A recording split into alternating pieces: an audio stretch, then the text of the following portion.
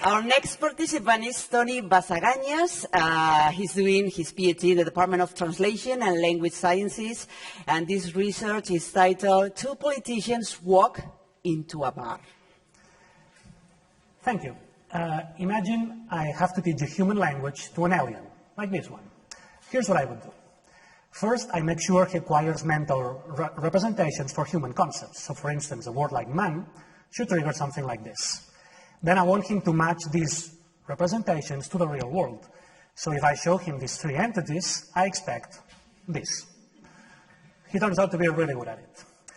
So then I start teaching him that we normally don't go about saying words and words in isolation. We put them in phrases and sentences.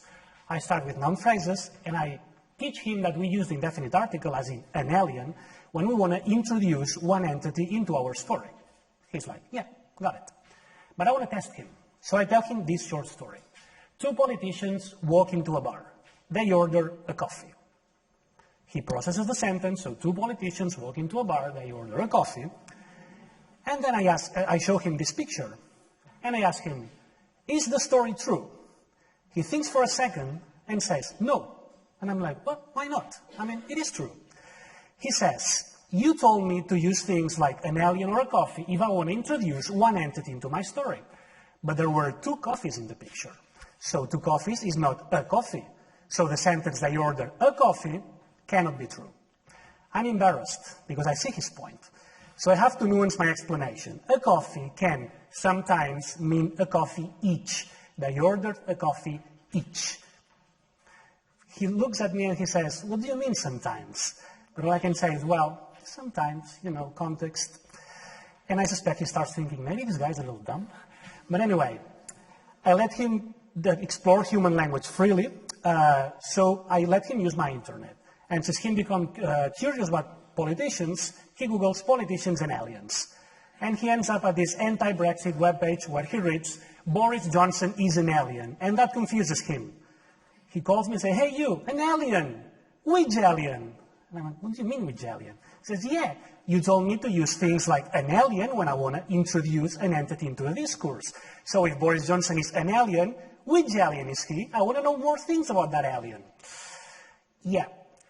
Again, I see my mistake. So an alien can be used to introduce an entity, but it can also be used to describe entities which are already in the discourse.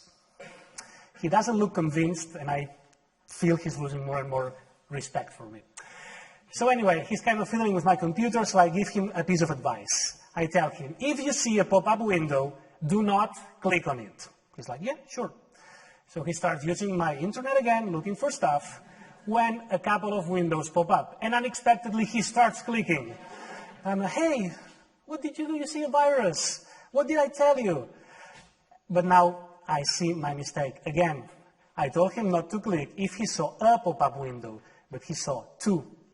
So this time I need to tell him that a pop-up window can mean exactly one, but it can also mean at least one or more. At this point, he has already decided that our language is absurdly inefficient, and he concludes we are not a very advanced civilization. So he heads into his UFO and leaves the Earth for good. And precisely these questions, like how to interpret a noun phrase like an alien across all its possible uses, is one of the tasks of formal semantics, which is what I do. It turns out to be a really tricky task with a lot of factors coming into play. And we try to capture them all in formulas that can be taught to computers or maybe aliens. So as part of my research, I argue that the truth about aliens is contained in this formula. But the full story would require much more than 4 minutes. Thank you very much.